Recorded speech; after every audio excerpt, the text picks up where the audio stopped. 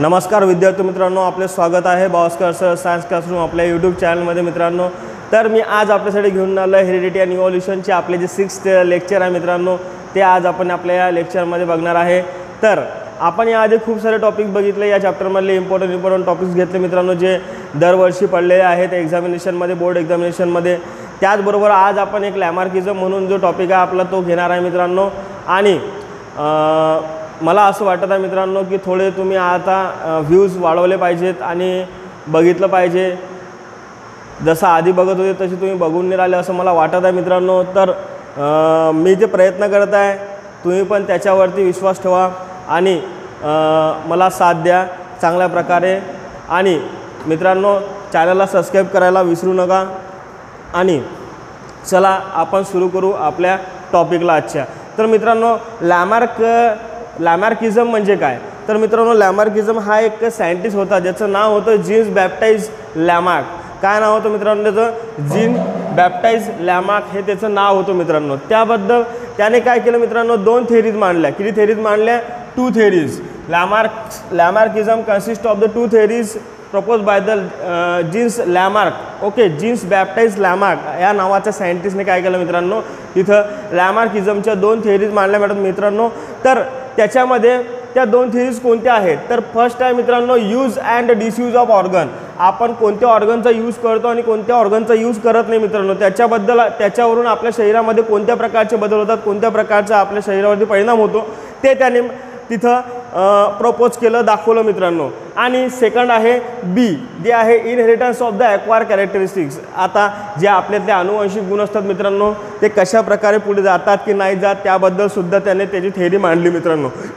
तर त्याच्यामध्ये जे फर्स्ट आहे मित्रांनो use and the disuse of organ, त्याच्याबद्दल आपण बघणार आहे। Use and the disuse of organ मित्रांनो, त्याच्यामध्ये सर्वात पहिले त्याने लॅमार्कने काय सांगितलं, the characters of the organ develop because of some activities that organism perform.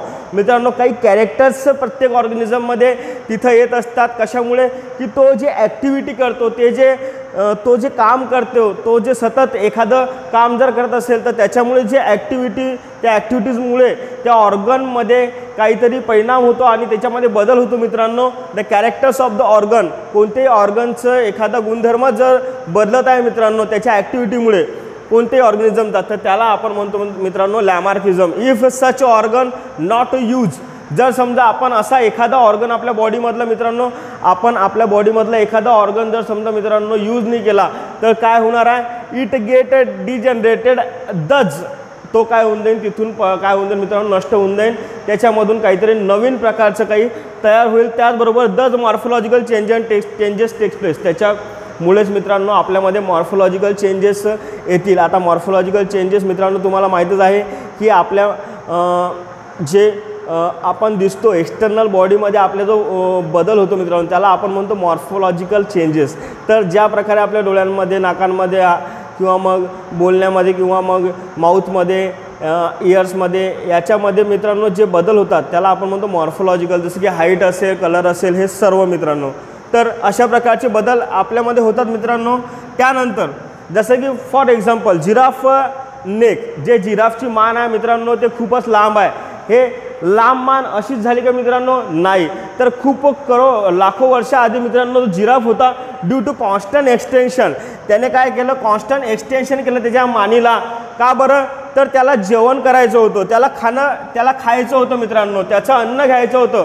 परंतु झाडं कसे होते त्यावेळेस? टॉप ट्रीज, खूपच उंच झाडं होते। आणि त्या उंच झाडांमुळे काय झालं मित्रांनो, त्याची जे मान आहे ते खूपच लांब झाली। त्याने मान लांबू मित्रांनो ते पुन्हा लांबवून टाकली आणि खूपच लांब मान त्याने करून टाकली स्वतःची, आणि याला म्हणतात लॅमार्किझम। त्यानंतर सेकंड आहे मित्रांनो जसं की ब्लॅकस्मिथ आहे। ब्लॅकस्मिथ म्हणजे लोहार मित्रांनो, तुम्हाला माहीतच आहे। तर लोहाराचे जे आर्म्स असतात मित्रांनो ते एकदम स्ट्रॉंग असतात। ते स्ट्रॉंग आर्म्स का बरं असतात? कारण की तो खूप हार्ड वर्क करतो मित्रांनो, त्याच्यामुळे त्याचे आर्म्स जे आहेत ते एकदम स्ट्रॉंग असतात। हे पण दुसरं लॅमार्किझमचं एक्झाम्पल मित्रांनो। त्यानंतर जे ॲक्वेटिक बर्ड्स आहेत मित्रांनो जसे की स्वान आणि डक सारखे जे ॲक्वेटिक बर्ड्स आहेत मित्रांनो त्यांना लेग्स आहेत, काय त्यांना फीट आहेत, मेड देअर फीट्स, त्यांना फीट्स आहेत। का बरं? कारण की ते पाण्यामध्ये स्विमिंग करतात, वॉटरमध्ये काय करतात? स्विमिंग करतात। त्याचबरोबर तुम्हाला चौथं एक्झाम्पल खूपच महत्त्वाचं आहे मित्रांनो, जसं की तुम्हाला माहीत नसेल पण स्नेकला आधी पाय होते, लिम्स होत्या, परंतु ते जे लिम्स आहेत मित्रांनो त्याने उपयोग न केल्यामुळे त्या स्नेकने सापांनी त्या पायांचा उपयोग न केल्यामुळे त्याचं तिथं पाय नष्ट झाले, लिम्स तिथं गायब झाले मित्रांनो, लॉस्ट केले त्याने स्वतःचे लिम्स, कारण की ॲज ही ट्राय बॉरोईंग, कारण की त्याला तिथं बिल्ड करून राहायची सवय झालेली आहे। त्यानंतर मित्रांनो बी जो आपला टॉपिक आहे, बी दुसरी थेअरी मांडली त्यानं, inheritance of the acquire character. Inheritance of the acquire character म्हणजे अनुवंशिक जे गुण आहेत मित्रांनो त्याच्याबद्दल तो काय बोलला, तर त्याने डायरेक्ट सांगितलं मित्रांनो inheritance of the acquire character not accepted, कोणत्याच प्रकारचं इनहेरिटन्सचं ॲक्वायर कॅरेक्टर तिथे ॲक्सेप्ट केला जात नाही, फक्त जेनेटिक कॅरेक्टर्सच ट्रान्समिट होतील एका जनरेशनमधून दुसऱ्या जनरेशनमध्ये, कारण की आपल्याला माहितीच आहे की जेनेटिक कॅरेक्टरिस्टिक्स काय होत असते, ट्रान्सफर होत असते एका जनरेशनमधून दुसऱ्या जनरेशनमध्ये। तर मित्रांनो धन्यवाद, आपण माझा जो व्हिडिओ आहे तो एवढा मन लावून बघत आहे मित्रांनो, त्यासाठी तुमचं खूप खूप धन्यवाद परत एकदा, आणि जय हिंद जय महाराष्ट्र।